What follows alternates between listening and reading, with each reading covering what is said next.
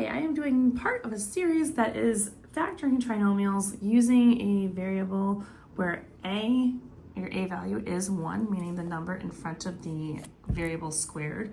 And so those are only when these are 1. So I'm going to show you how to do these, and I'm also going to show you how to check them in a different video. So if you want to check these out, make sure you find them in my quadratic formula section.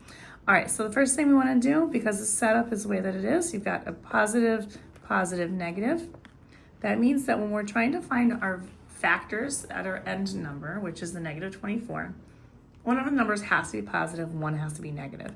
So the first thing I'm going to do, and this is the same thing you do for all of these, is set them up where you put your binomials together, and your variable that is squared, you put that in both spots.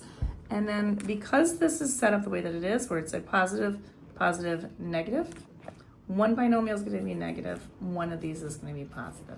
That's always the case. So again, there's 4 different setups that this can possibly have.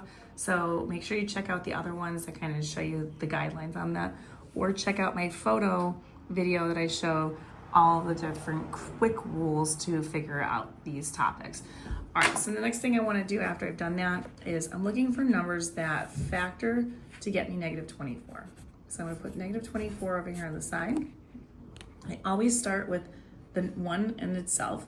So a positive 1 and a negative 24 is a possibility, but also a negative 1 and a positive 24. This does matter which number is going to be positive, which one's negative.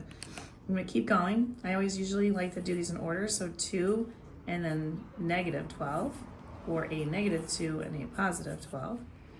And then 3 is the next number. So 3 and 8 would work. So that's going to be a negative 8 or a positive 3. Negative 3 and a positive 8. And then the last set that we have is either 4 and negative 6 or a negative 4, positive 6. All right, so those are all my factor pairs of negative 24. Now I want to find the pair that adds to be 2.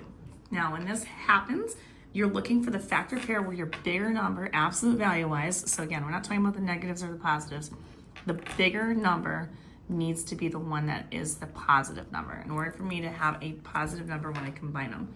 Now, the only way I'm going to be able to do that, that has a difference of 2 in between, are these two, 4 and 6. So like I just said, you take the one that's got a bigger value, in this case the 6 is the bigger one, and when I combine these, when I add them together, negative 4 and a 6 gives me a positive 2. So I found the combination that works.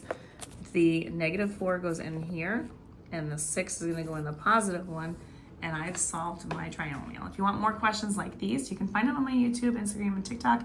YouWantAlgebra. All these are located in the quadratic function section.